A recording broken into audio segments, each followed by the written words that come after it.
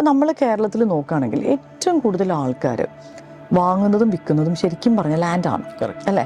ഒരു മനുഷ്യൻ്റെ അല്ലെങ്കിൽ ഒരു മലയാളിയുടെ ഏറ്റവും വലിയൊരു സ്വപ്നമാണ് ലാൻഡ് എടുക്കുക, വീട് വെക്കുക. അതിന് വേണ്ടിയിട്ടാണ് ശരിക്കും പറഞ്ഞാൽ അവർ ജീവിക്കുന്നത് തന്നെയെന്ന് എനിക്ക് തോന്നിയിട്ടുണ്ട്. അപ്പോൾ എനിക്ക് തോന്നുന്നത് ഈ ഒരു സബ്ജക്റ്റ് ഭയങ്കര റെലവൻ്റ് ആണ്. ഈ നമ്മൾ ലാൻഡ് എടുക്കുമ്പം എന്തൊക്കെ മിനിമം ഡോക്യുമെന്റ്സ് ആണ് നമ്മൾ ശ്രദ്ധിക്കേണ്ടതെന്നുള്ളത് വളരെ ഇമ്പോർട്ടൻ്റ് ആയിട്ടുള്ള ഒരു കാര്യമാണ്. അപ്പോൾ അതൊന്ന് എക്സ്പ്ലെയിൻ ചെയ്യാമോ? ഒരു സാധാരണ മനുഷ്യൻ്റെ ഒരു ജീവിത ലൈഫ് സൈക്കിളിൽ 2, 3, 4, 5 ഒരു ആവറേജ് ക്രയവിക്രയങ്ങൾ അല്ലെങ്കിൽ ട്രാൻസാക്ഷൻ അയാൾ സ്വന്തമായിട്ട് മേടിക്കുമ്പോഴോ അല്ലെ ഏറ്റവും അടുത്ത ബന്ധുക്കൾക്ക് വേണ്ടി മേടിക്കുമ്പോഴോ ഇൻലോസിന് മേടിക്കുമ്പോഴോ ഒക്കെ സംഭവിക്കാറുണ്ട്. അപ്പോൾ ഈ കാര്യങ്ങളിലൊക്കെ നമുക്കൊരു ബേസിക് നോളജ് ഉണ്ടായിരിക്കുന്നത് എപ്പോഴും ഒരു ആഡഡ് അഡ്വാൻറ്റേജ്. ഇപ്പം നമ്മൾ ഈ മേടിക്കാൻ പോകുന്ന പ്രോപ്പർട്ടി, ഉദാഹരണത്തിന് റെയിൽവേയുടെ ഡെവലപ്മെൻറ്റ് ബഫർ സോൺ എന്ന് പറയും, ആ ഏരിയയിൽ മറ്റോ ആണോ, അത് നമ്മൾ വളരെയധികം ശ്രദ്ധിക്കണം. പിന്നെ എയർപോർട്ട് ഡെവലപ്മെൻറ്റ് അതോറിറ്റി അതിൻ്റെ ഈ ഒരു ജുഡിസിക്ഷനിൽ വരുന്നതാണോ, അത് നമ്മൾ ശ്രദ്ധിക്കണം. അതുകൂടാതെ ഇനി KSEBിയുടെ ഹൈ ടെൻഷൻ വല്ലതും പോയിട്ടുണ്ടോ, അങ്ങനെയുള്ള കാര്യങ്ങൾ ശ്രദ്ധിക്കണം. ഇപ്പം അങ്ങനെയുള്ള ഒരു പ്രോപ്പർട്ടിയാണ് നമ്മൾ മേടിക്കുന്നതെങ്കിൽ ഈ പറഞ്ഞ ഡോക്യുമെൻറ്റ്സിനെ കൂടാതെ ഒരു കൺകറൻ്റ് ആയിട്ടുള്ള ഒരു അപ്രൂവൽ ഈ പറഞ്ഞ എസ്റ്റാബ്ലിഷ്മെൻറ്റ്, പിന്നെ പറയുന്നത് ഡിഫൻസ് എസ്റ്റാബ്ലിഷ്മെൻറ്റ്, ഡിഫൻസിൻ്റെ ഏതെങ്കിലും ബിൽഡിംഗ് ഉണ്ടെന്നുണ്ടെങ്കിൽ അതിനടുത്താണ് നമ്മൾ ഈ പ്രോപ്പർട്ടി മേടിക്കുന്നുണ്ടെങ്കിൽ ഈ പറഞ്ഞ ഡോക്യുമെൻറ്റ്സ് കൂടാതെ ഈ ഒരു കോമ്പറ്റൻ്റ് ആയിട്ടുള്ള അതോറിറ്റി, ഇപ്പോൾ ഡിഫൻസിൻ്റെ ആണ്, ഡിഫൻസിൻ്റെതായിട്ടുള്ള ഒരു അപ്രൂവലും അതിനകത്ത് അനിവാര്യമാണ്.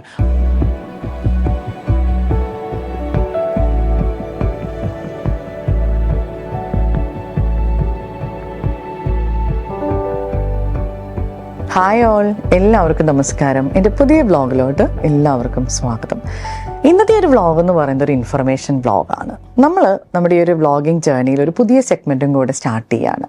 Real talks in real estate എന്നാണ് നമ്മൾ അതിനൊരു പേര് കൊടുത്തിരിക്കുന്നത്. അപ്പോൾ നമ്മുടെ ഈ ഒരു എക്സ്പീരിയൻസ് കണ്ടിട്ട് പലരും നമ്മളെ വിളിച്ചിട്ട് പല ഡൗട്ട്സ് ചോദിക്കാറുണ്ട്. അപ്പം എനിക്കറിയാവുന്ന കാര്യങ്ങളൊക്കെ ഞാൻ പറഞ്ഞു കൊടുക്കാറുണ്ട്, പക്ഷേ എനിക്കതിൽ ഇൻഡെപ്ത് ആയിട്ടുള്ള നോളജ് അത്ര ഇല്ല. അപ്പം നമ്മൾ പലപ്പോഴും പല ആളുകളെ കണക്ട് ചെയ്തൊക്കെയാണ് കൊടുക്കാറ്, എസ്പെഷ്യലി അഡ്വക്കേറ്റ്സ്, അങ്ങനെയുള്ള രീതിയിൽ.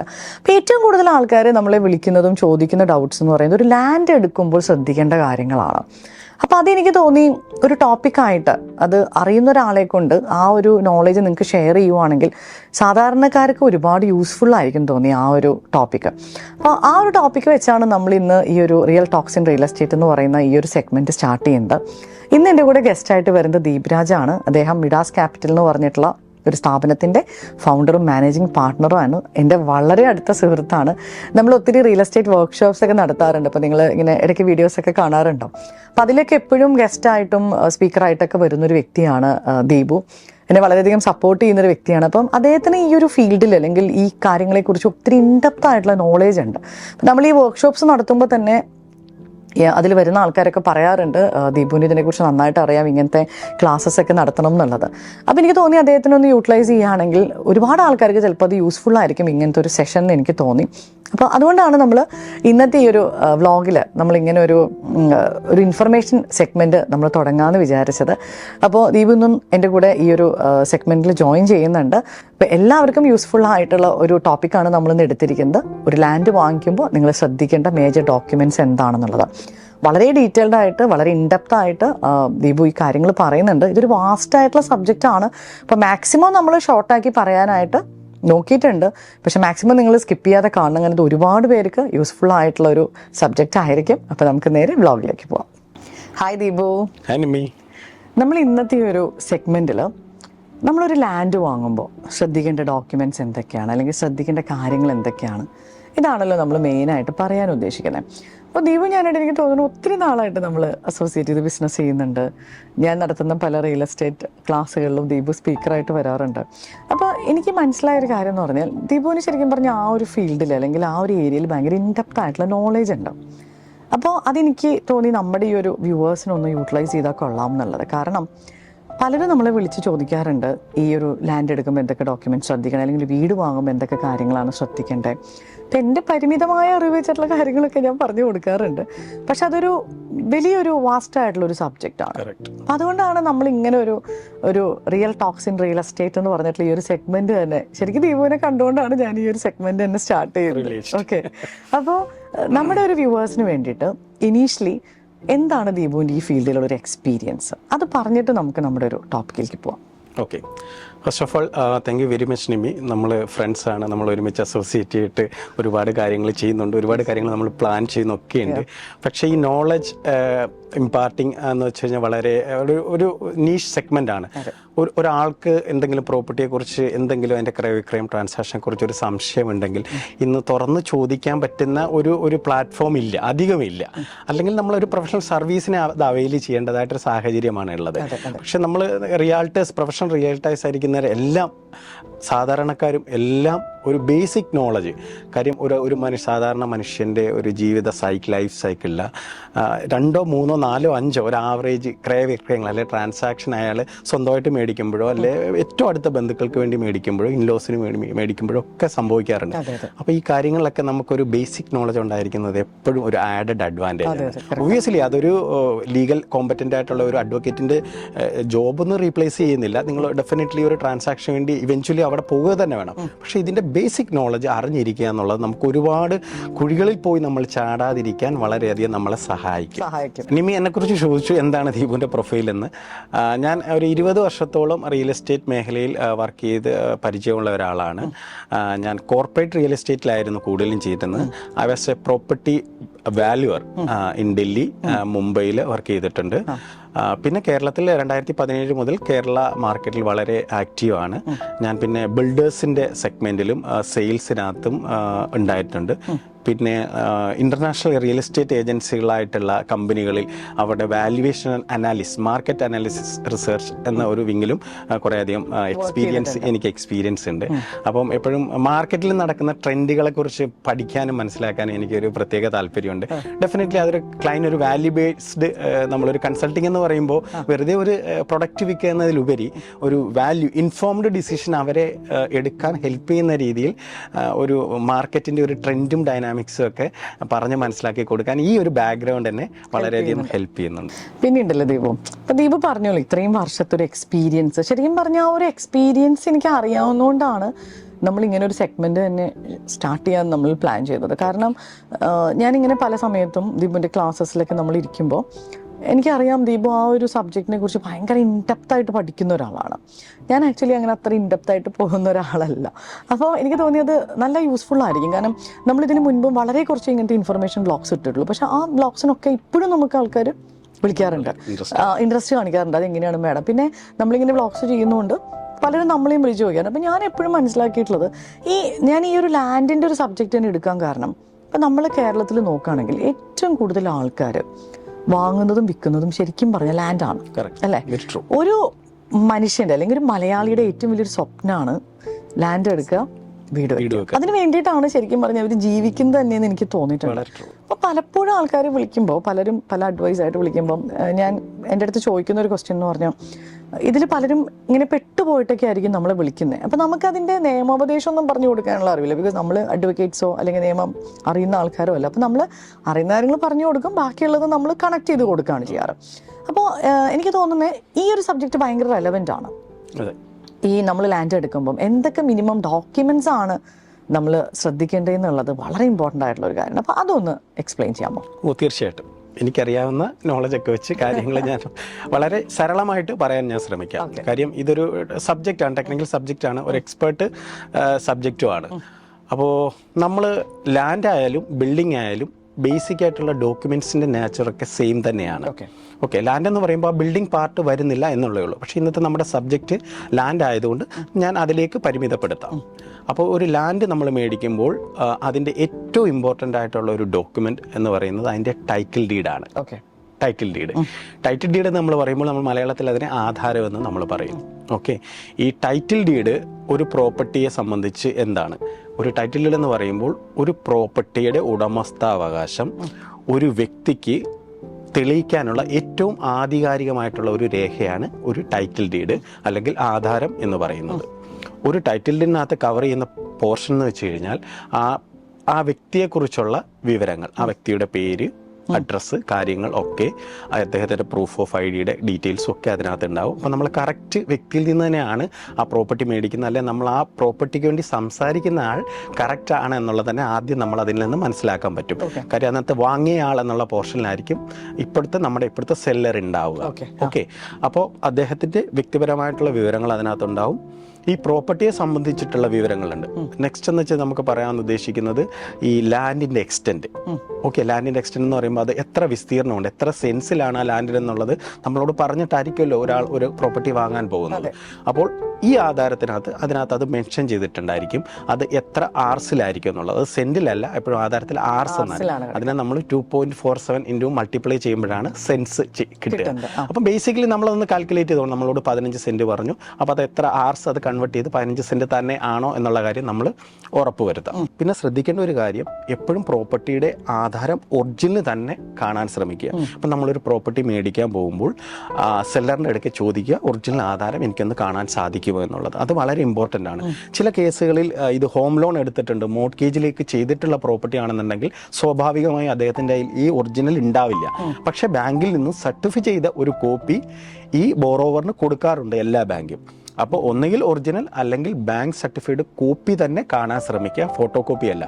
ഈ ഒറിജിനൽ എന്ന് പറയുന്ന പല തരത്തിലുള്ള ഈ മ്യൂട്ടിലേഷൻസ്, പേപ്പർ കയറിയിരിക്കുക, ഇമ്പോർട്ടൻ്റ് ഭാഗം, കാലപ്പഴക്കമുള്ള ഡോക്യുമെന്റ്സ് എന്ന് പറയുമ്പോൾ ചിതലരിച്ചു പോകും, അങ്ങനെ പല പല സംഭവങ്ങൾ വരാറുണ്ട്. ഒറിജിനൽ കാണാതിരിക്കുമ്പോൾ കുഴപ്പമാണ്. പിന്നെ പേജുകളെല്ലാം ക്രമത്തിലും ആ ഓർഡറിൽ തന്നെ ഉണ്ട് എന്ന് നമ്മൾ ഉറപ്പുവരുത്തുക. പേജുകൾ മിസ്സിങ് ആവാൻ പാടില്ല, അങ്ങനെയുള്ള കാര്യങ്ങളുണ്ട് അതിനകത്ത്. അപ്പോൾ ഞാനീ പറഞ്ഞ മാതിരി റവന്യൂ റെക്കോർഡ്സിൻ്റെ രേഖകൾ, ഇപ്പോൾ ഉദാഹരണത്തിന് പറയുകയാണെങ്കിൽ ഏത് താലൂക്കിലാണ്, അത് കറക്റ്റാണോ, ഏത് വില്ലേജിലാണ്, survey number, resurvey number, okay, ഇങ്ങനെയുള്ള പ്രോപ്പർട്ടിയുടെ തരത്തെക്കുറിച്ചുള്ള ആധികാരിക രേഖ അല്ല എങ്കിലും ഈ ആധാരത്തിലും ഈ പ്രോപ്പർട്ടി എന്ത് നാച്ചുറൽ, പാടമാണോ, നിലമാണോ, അത് കരഭൂമിയാണോ എന്നുള്ള കാര്യത്തിൽ അതിനകത്ത് മെൻഷൻ ചെയ്തിട്ടുണ്ടാവും. അപ്പോൾ ഇത്രയും കാര്യങ്ങൾ നമ്മൾ ഒരു പ്രോപ്പർട്ടിയുടെ ആധാരം മേടിച്ച് നോക്കുമ്പോൾ ആദ്യത്തെ ഫസ്റ്റ് ഡോക്യുമെന്റ് എന്ന നിലയിൽ ഏറ്റവും ഇമ്പോർട്ടൻ്റ് ഉള്ള ഡോക്യുമെന്റ് എന്ന് ഞാൻ പറഞ്ഞല്ലോ. അപ്പോൾ ഈ ആധാരമാണ്.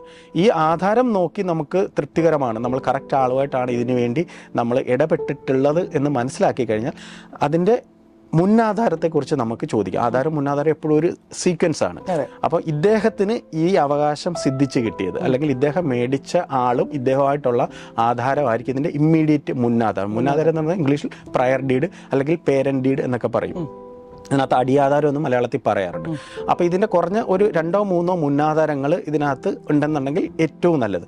എന്നിട്ട് നമ്മളത് കൊറാബറേറ്റ് ചെയ്യണം. ഇതിനകത്തുള്ള ഈ ഡീറ്റെയിൽസ് നമ്മൾ ആധാരത്തിൽ പരിശോധിച്ച അതേ മാനദണ്ഡങ്ങൾ വെച്ച് തന്നെ village, survey number, resurvey number, block, തരം, ലാൻഡിൻ്റെ എക്സ്റ്റെൻറ്റ്, മറ്റൊരു പ്രധാനപ്പെട്ട കാര്യം കൂടെ പരിശോധിക്കേണ്ടതായിട്ടുണ്ട്. നമ്മൾ എന്തെങ്കിലും കണ്ടീഷനോട് കൂടിയാണോ ഇദ്ദേഹത്തിന് ഈ ആധാരം ലഭിച്ചു കിട്ടിയിട്ടുള്ളത് എന്നുള്ളത്. ആരുടെയെങ്കിലും ലൈഫ് ഇൻട്രസ്റ്റ്, മൈനേഴ്സ് ഇൻട്രസ്റ്റ്, അങ്ങനെയൊക്കെയുള്ള കാര്യങ്ങൾ അതിനകത്ത് ഇല്ലെന്ന് നമ്മൾ ഉറപ്പുവരുത്തണം. ഉണ്ടെന്നുണ്ടെങ്കിൽ അത് കണ്ടീഷണൽ ആധാരമായി പോകും. അപ്പോൾ നമുക്ക് അങ്ങനെയുള്ള കാര്യങ്ങളില്ലെന്നും നമ്മൾ ഇതിനകത്ത് ഉറപ്പ് വരുത്തേണ്ടതായിട്ടുണ്ട്. പിന്നെ ഈ പറഞ്ഞ മാതിരി പ്രയർ ഡീഡിനകത്തും ഈ കാര്യങ്ങൾ മൊത്തം നമുക്ക് പരിശോധിക്കണം. ആധാരങ്ങൾ പരിശോധിച്ച സെയിം കാര്യങ്ങൾ തന്നെ, ആ പർട്ടിക്കുലേഴ്സ് എല്ലാം തന്നെയാണോ ക്യാരി ഫോർവേഡ് ചെയ്ത് നമ്മൾക്കിപ്പോൾ നിലവിലുള്ള ആധാരത്തിൽ ഉള്ളത് എന്ന കാര്യം കൂടി നമ്മൾ പരിശോധിക്കണം. കാര്യം തെറ്റുകൾ മുന്നോട്ട് പോകും തോറും അത് ബുദ്ധിമുട്ടായി വരും. കാര്യം ഒരു ആധാരത്തിൽ എന്തെങ്കിലും പിഴവുകൾ ഉണ്ടെന്നെങ്കിൽ അത് റെക്ടിഫൈ ചെയ്ത്, റെക്ടിഫിക്കേഷൻ ഡീഡ് എക്സിക്യൂട്ട്, തിരുത്തൽ ആധാരം എന്ന് പറയും, അത് ചെയ്തതിന് ശേഷം മാത്രമേ നമ്മളൊരു പ്രോപ്പർട്ടിയിൽ എഗ്രിമെന്റ് പോലും ചെയ്യാൻ പാടുള്ളൂ. കാരണം അത് നമ്മുടെ ഉത്തരവാദിത്തമല്ല, മേടിക്കുന്ന ആളുടെ ഉത്തരവാദിത്തമല്ല. അവരിൽ സംഭവിച്ച പിഴവുകൾ ഉണ്ടെന്നുണ്ടെങ്കിൽ അത് തിരുത്തി തരിക എന്നുള്ളത് വിൽക്കുന്ന ആളുടെ ഒരു ചുമതല തന്നെയാണ്. അപ്പോൾ അദ്ദേഹം അത് തിരുത്തി റെക്ടിഫിക്കേഷൻ ഡീഡ് എക്സിക്യൂട്ട് ചെയ്തതിന് ശേഷം മാത്രമേ അങ്ങനെയുള്ള ക്രയവിക്രയത്തിലേക്ക് ഒരാൾ പോകാൻ പാടുള്ളൂ. അല്ലെങ്കിൽ പിന്നീട് നമുക്ക് അത് വളരെ ബുദ്ധിമുട്ടായിട്ട് വരും. നമ്മൾ തിരുത്താൻ ചെല്ലുമ്പോൾ കാലങ്ങൾക്ക് ശേഷമായിരിക്കും നമ്മുടെ ആധാരത്തിൽ ഒരു തെറ്റുണ്ടെന്ന് നമുക്ക് മനസ്സിലായി വരിക. അപ്പോഴത്തേക്കും നമ്മൾക്ക് ഈ വിറ്റ ആൾ എവിടെയുണ്ട് നമുക്ക് അറിയണം സാധ്യമല്ല. ചിലപ്പോൾ അവർ വിദേശത്ത് പോയെന്നിരിക്കാം. അങ്ങനെയൊക്കെയുള്ള പല പ്രശ്നങ്ങൾ, പ്രായോഗികമായിട്ട് ബുദ്ധിമുട്ടുകൾ പിന്നീട് വരാം. അത് ഒഴിവാക്കാൻ തീർച്ചയായിട്ടും സൂക്ഷ്മമായിട്ട് ഈ ആധാരങ്ങൾ പരിശോധിക്കേണ്ടതായിട്ടുണ്ട്. ഈ പറഞ്ഞ പർട്ടിക്കുലേഴ്സ് എല്ലാം ബേസിക്കായിട്ട് നമ്മളൊന്ന് നോക്കി മനസ്സിലാക്കേണ്ടതായിട്ടുണ്ട്. പിന്നെ ഈ ആധാരം എന്ന് നമ്മൾ പറയുമ്പോൾ ഇത് പലതരത്തിലുള്ള ആധാരങ്ങളുണ്ട്. നമുക്ക് ഈ കിട്ടിയ അവകാശം, നമുക്ക് കിട്ടിയ റൈറ്റ്സ് വന്ന വഴി അതെങ്ങനെ എന്ന് ഒരു ആധാരത്തിൻ്റെ സ്വഭാവം വെച്ചാണ് നമ്മൾ നിർണ്ണയിക്കുന്നത്. ഇപ്പോൾ ഇന്ന് നമ്മളിപ്പോൾ കൊച്ചിയിലേക്ക് സംബന്ധിച്ച് പറയുകയാണെന്നെങ്കിൽ, അല്ല പൊതുവെ കേരളത്തിലെന്ന് പറയുന്നത് ഏറ്റവും കൂടുതലുള്ളത് ഈ ആധാരത്തിൽ ഈ സെയിൽ ഡീഡാണുള്ളത്.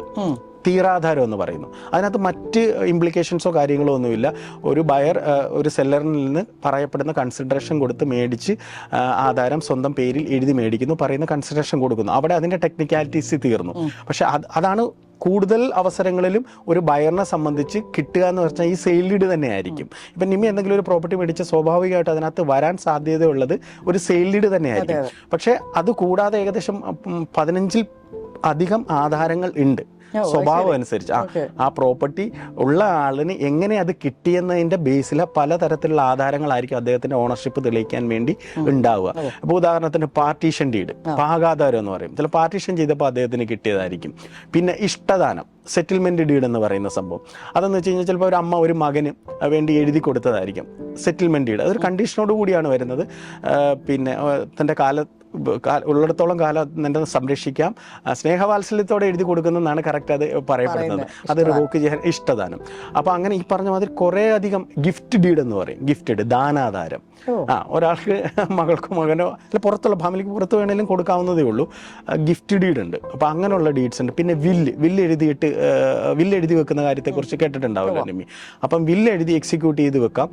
അപ്പോൾ ഈ ആധാരത്തിനൊപ്പം തന്നെ ചില കേസുകളിൽ, ഈ സെയിൽ ഡീഡ് ഒഴിച്ച് ചില കേസുകളിൽ ഇതിൻ്റെ സപ്പോർട്ടിങ് ഡോക്യുമെൻറ്റ്സും നമ്മൾ പരിശോധിക്കേണ്ടതായിട്ട് വരുന്നുണ്ട് ആധാരത്തിനോടൊപ്പം. കാര്യം ഇപ്പോൾ ഒരാൾ മരിച്ചുപോയി, അദ്ദേഹത്തിൻ്റെ പ്രോപ്പർട്ടിയാണ് നമ്മൾ മേടിക്കുന്നത്. മരിച്ചു പോയതിൻ്റെ ആളിൻ്റെ ഓണർഷിപ്പിലാണ് ഇപ്പോൾ പ്രോപ്പർട്ടി ഉള്ളത്.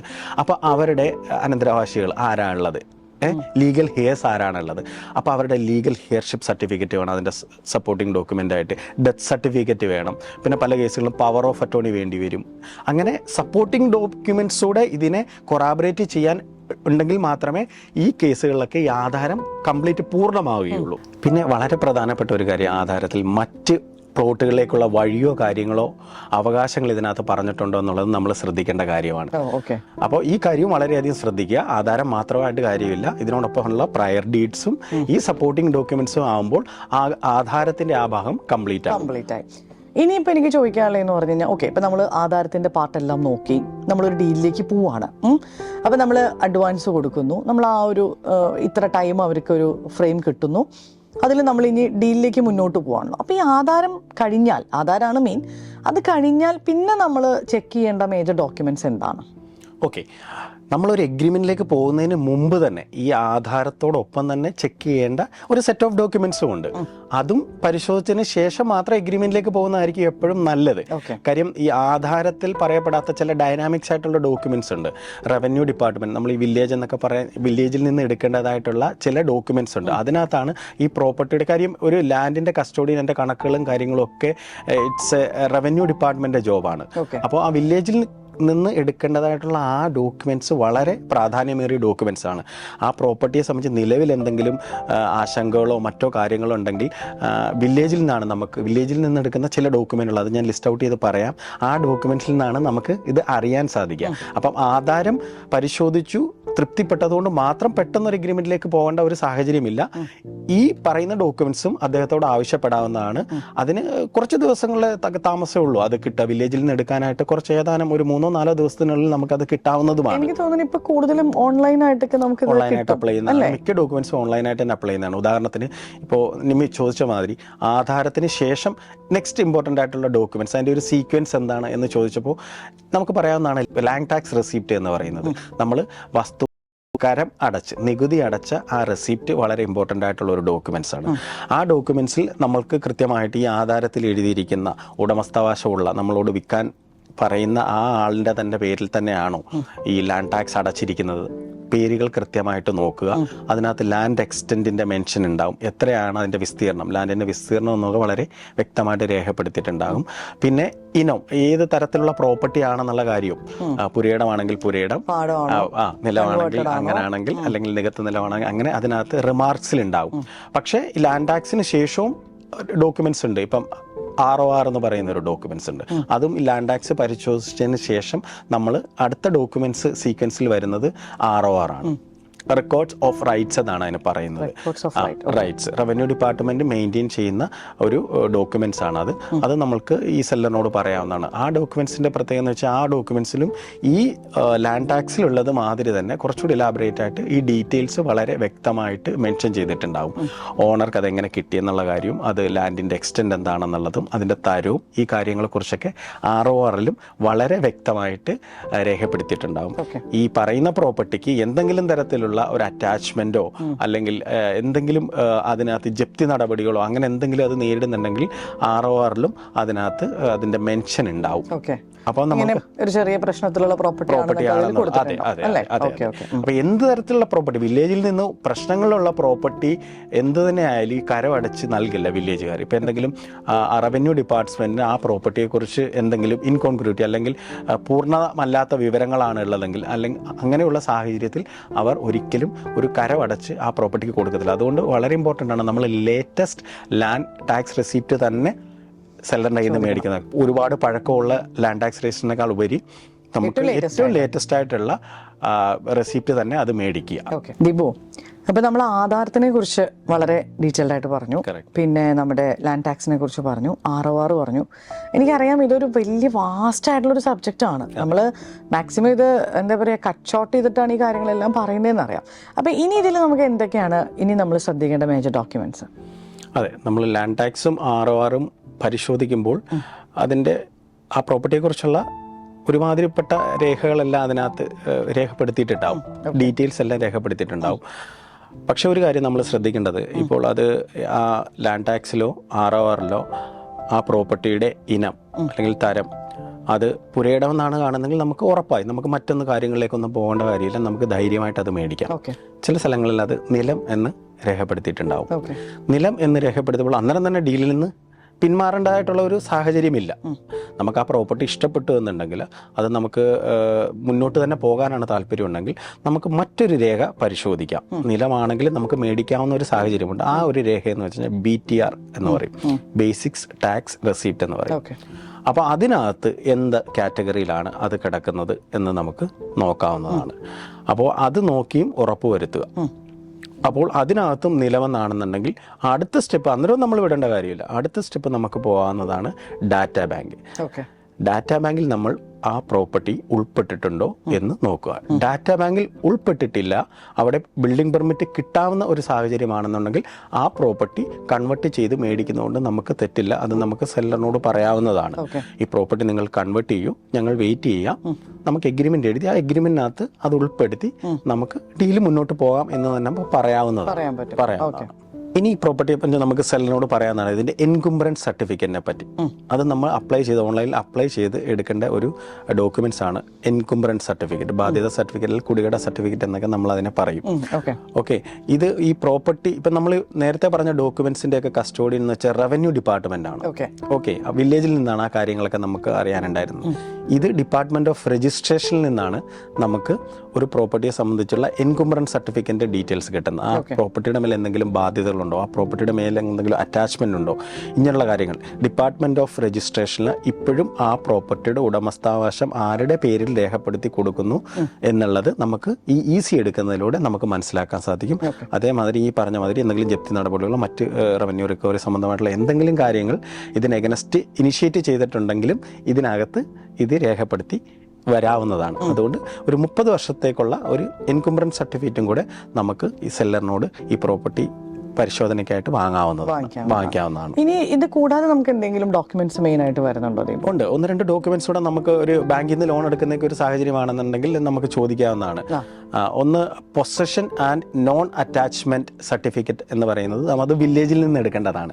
പൊസഷൻ സർട്ടിഫിക്കറ്റ് അറിയാലോ നിമ്മിക്ക്, നമ്മൾ സാധാരണഗതിയിൽ അക്ഷയയിലൊക്കെ പോയി നമ്മൾ അപ്ലൈ ചെയ്യുന്നതാണ്. അതിനോടൊപ്പം തന്നെ മറ്റൊരു സർട്ടിഫിക്കറ്റും കൂടെ വില്ലേജ് ഓഫീസർ ഇഷ്യൂ ചെയ്യാറുണ്ട്, നോൺ അറ്റാച്ച്മെന്റ് സർട്ടിഫിക്കറ്റ് ആണെന്ന്.